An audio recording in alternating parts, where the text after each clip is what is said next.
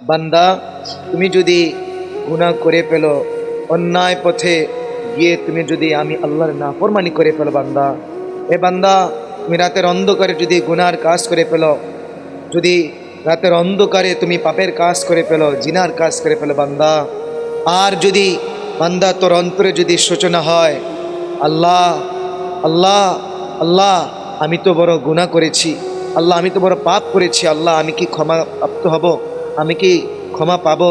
আল্লাহ বলে বান্দা, আল্লাহ বলে বান্দা তুমি শোন, এ বান্দা তুই শোন, তুই যদি আকাশ পরিমাণ গুনাহ করে ফেলিস বান্দা, তুই যদি পাতাল পরিমাণ গুনাহ করে ফেলিস বান্দা, তুই যদি পাহাড় পরিমাণ গুনাহ করে ফেলিস বান্দা, তুই যদি সাগরের পানি পরিমাণ গুনাহ করে ফেলে বান্দা, যদি বান্দা অন্তর থেকে খালিস নিয়তে অন্তর থেকে আমি আল্লাহর কাছে বান্দা তওবা করতে পারো, বান্দা আমি তোমার জীবনের সকল গুনাহ ক্ষমা করে দেব। নবীজি আমার বলেন, আত্তাইবু মিনাজ যামবি কামাল্লা যামবালা, গুনাহ থেকে তওবাকারী ব্যক্তি এমন হয়ে যায় যেন তার কোনো গুনাহই ছিল না। আল্লাহ তাআলা কোরআনুল কারীমের মধ্যে বলে, বান্দা এ বান্দা, আমি আল্লাহ তাআলা বড় ক্ষমাশীল, আমি আল্লাহ তাআলা বড় রহমান, বড় রহিম, আমি আল্লাহ তাআলা বান্দাকে ক্ষমা করে দেই। এই আল্লাহ তাআলা কোরআনুল কারীমের মধ্যে আমাকে আপনাকে নবীজির মাধ্যমে জানিয়ে দিয়েছেন। আল্লাহ তাআলা বলেন, ইয়া আইয়ুহাল্লাযীনা আমানু তুবু ইলাল্লাহি তাওবাতান নাসুহা, হে ঈমানদারগণ, তুবু ইলাল্লাহ, তোমরা আমি আল্লাহর কাছে তওবা করো, আমি আল্লাহর কাছে তওবা করো। তাওবাতুন নাসুহা, প্রশ্ন হলো তাওবাতুন নাসুহা মানে কি? তাওবাতুন নাসুহা মানে হলো অন্তর থেকে, অন্তরের গহীন থেকে বান্দা আমি আল্লাহর কাছে তওবা করো, আমি আল্লাহ তাআলা অন্তরের গহীন থেকে তওবা করার কারণে বান্দা আমি তোর জীবনের সকল গুনাহ খাতাগুলো মাফ করে দেব। আমার নবী, নূরের নবী, কামলিওয়ালা, জিন্দা নবী, হায়াতুন নবী, শাফায়াতের কান্ডারি, উম্মতের কান্ডারি নবীজি বলতেছেন যে যেই যুবক আল্লাহ তাআলার কাছে তওবা করে, তওবাকারী যুবকের চাইতে আল্লাহ তাআলার নিকটে অধিক প্রিয় আর কিছুই হতে পারে না। মাল্লাম ইয়াসআলিল্লাহ ইয়াগদাব আলাইহি, নবীজি আমার বলেন যে যেই ব্যক্তি আল্লাহর কাছে, যে ব্যক্তি দয়া করে না, যে ব্যক্তি ক্ষমা চায় না, আল্লাহ তাআলা ওই ব্যক্তির উপর রাগান্বিত হন। নবীজি আমার বলেছেন, এ আমার উম্মতরা শুনে রাখো, আমি নূরের নবী কামলিওয়ালা দৈনিক আল্লাহ তাআলার নিকটে 100 বার করে তওবা ইস্তিগফার করি। তখন নবীজি আমার বললেন, এ আমার সাহাবীরা, আমার উম্মতেরা, তোমরাও আল্লাহ তাআলার নিকটে তওবা করো। যেখানে নূরের নবীজি আমার জান্নাতি, যেই নবী জান্নাতের মালিক, যেই নবীকে আল্লাহ তাআলা জান্নাত দান করে দিয়েছেন, ওই নবী, ওই নূরের নবী কামলিওয়ালা আমার আল্লাহর দরবারে ইস্তিগফার করে নবীর জান্নাতের চাওয়ার কোনো প্রয়োজন নাই, নবী জাহান্নাম থেকে বাঁচার কোনো প্রয়োজন নাই। নবীজি কি জন্য আল্লাহর কাছে দৈনিক 100 বার তওবা করত? এটা হচ্ছে উম্মতের জন্য, যাতে করে উম্মত আল্লাহর কাছে তওবা করে তার গুনাহগুলো ক্ষমা চেয়ে নেয়, তার পাপগুলোর যেন মাফ চেয়ে নেয়। যদি এই জন্য নবীজি আমার উম্মত যেন জাহান্নামে না যায়, উম্মত যেন দোজখে না যায়, এই জন্য উম্মত যেহেতু জান্নাতে যেতে পারে, এই জন্য নবীজি আমার উম্মতকে শিখিয়ে দিচ্ছেন, উম্মত আমি নবীও ইস্তিগফার করি দৈনিক 100 বার, তাহলে তোমরাও করো। সুতরাং আমাদেরকে বুঝতে হবে, যেইখানে নবী জান্নাতের মালিক হয়ে, জান্নাতের সর্দার হয়ে, যেই নবী আল্লাহর কাছে ইস্তিগফার করে, আমি আপনি তো উম্মত, সাধারণ উম্মত, আমরা তো গুনার কাজ করি, আমরা তো দিন রাত সারাক্ষণ 24 ঘন্টা আমাদের দ্বারা গুনার কাজ হয়, আমরা তো পাপী, আমরা তো বড় পাপী। নবী রাসূলরা তো নিষ্পাপ, সেই নবী নিষ্পাপ হয়েও, সেই নবী নিষ্পাপ হয়েও, সেই নবী জান্নাতের মালিক হয়েও, সেই নবী আল্লাহর কাছে দৈনিক 100 বার তওবা করে।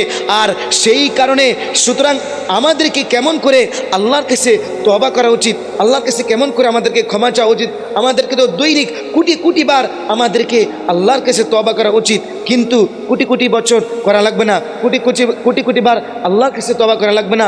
আল্লাহর কাছে অন্তর থেকে একবার, অন্তরের গহীন থেকে, অন্তরের অন্তঃস্থল থেকে যদি একবার আল্লাহ তাআলার কাছে 2টা চোখের পানি ছেড়ে দিয়ে আল্লাহকে বলে, আল্লাহ আমি বড় অন্যায় করেছি, আমি বড় পাপ করেছি, আল্লাহ তুমি আমাকে ক্ষমা করে দাও, আল্লাহ তুমি যদি আমাকে ক্ষমা না করো আমাকে কে করবে ক্ষমা? এই দুনিয়ার কেউ আমাকে ক্ষমা করবে না।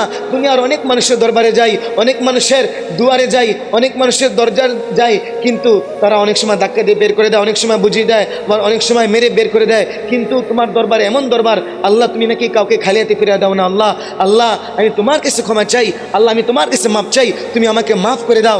এইভাবে যখন বান্দা আল্লাহর কাছে তওবা করে, আল্লাহ তাআলা খুশি হয়ে বান্দাকে ক্ষমা করে দেয়। শুধু তাই নয়, যখন কোনো বান্দা আল্লাহর কাছে তওবা করে, আল্লাহ তাআলাকে সিজদা দেয়, আল্লাহ তাআলাকে কাছে ক্ষমা চায়, তখন আল্লাহ ফেরেশতাদেরকে ডাক দিয়ে কয়, এ আমার ফেরেশতারা দেখো, তোমরা না বলেছিলা আমি দুনিয়ার মধ্যে মানুষ পয়দা করবো না, মানুষকে সৃষ্টি করবো না, তোমরা না বলেছ তাদেরকে সৃষ্টি করার কোনো প্রয়োজন নাই, তারা নাকি দুনিয়ার মধ্যে মারামারি করবে, কাটাকাটি করবে।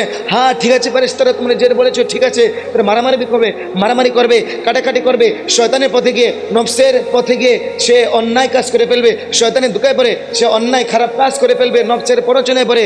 কিন্তু বান্দা যদি আমি আল্লাহর কাছে তওবা গুনাহ করার পরে, অন্যায় করার পরে যদি সে নিজের মধ্যে অনুশোচনা হয়, আর যদি আমি আল্লাহর কাছে অন্তর থেকে, অন্তরের গহীন থেকে যদি তওবা করে, বান্দাকে আমি আল্লাহ তাআলা ক্ষমা করে দেই। বান্দে আমার ফেরেশতারা, তোমরা কি কোনোদিনও আমার এই বান্দা যেভাবে আমি আল্লাহর কাছে দুইটা চক্ষু পেলে আমাকে কেমন আল্লাহ করে ডাকতেছে, রব বলে ডাকতেছে, আমাকে কেমন করে কান্না করে ডাকতেছে, তোমরা কি কখনো কেঁদেছ?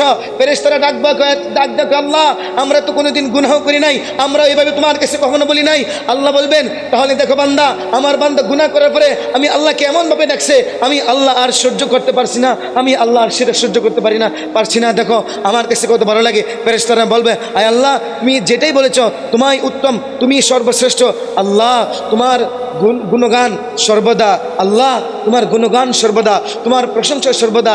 এইভাবে আল্লাহ তাআলা ফেরেশতাদেরকে নিয়ে গর্ব করে, ফেরেশতাদের কাছে বান্দাকে নিয়ে গর্ব করে। আজকে সেই আমি আপনি আল্লাহর কাছে তওবা করি না। আপনি যদি তওবা ছাড়া যদি ইন্তেকাল করেন, আপনি যদি গুনাহগার হয়ে মৃত্যুবরণ করেন, আপনার জন্য জাহান্নাম অপেক্ষা করবে, জান্নাত আপনার জন্য অপেক্ষা করবে না।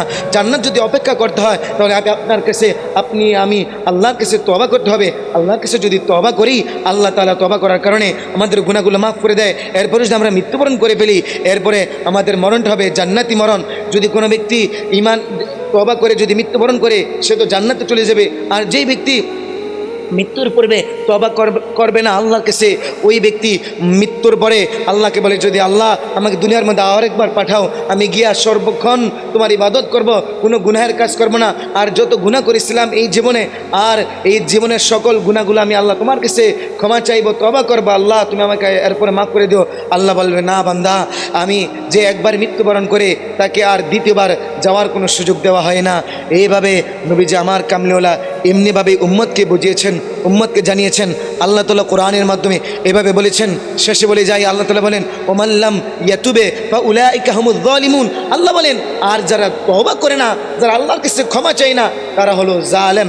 তবে তারা ব্যতীত যারা ঈমান আনে এবং আমলে সলিহা করে, এবং তাদের গুনাহগুলোকে, তাদের পাপগুলোকে আমি আল্লাহ তাআলা পুণ্যে পরিণত করে তার আমলনামা লিখে দেয়। অর্থাৎ আপনার বয়স 40 বছর, আপনি 40 বছর ধরে গুনার কাজ করেছেন, পাপের কাজে ছিলেন, আল্লাহর পথ থেকে শয়তানের রাস্তায় ছিলেন, গুনাহের পথে ছিলেন, কিন্তু 40 বছর পরে আপনার অন্তরের মধ্যে অনুশোচনা হলো, হায় রে, আমি 40 বছর ধরে গুনার কাজ করেছি, এখন এই গুনাহ তো আমি যে গুনাহ করেছি, আমি তো নিজের নফসের উপর জুলুম করেছি, আল্লাহর প্রতি নাফরমানি করেছি, আমার তো এখন আল্লাহর কাছে তওবা করা দরকার।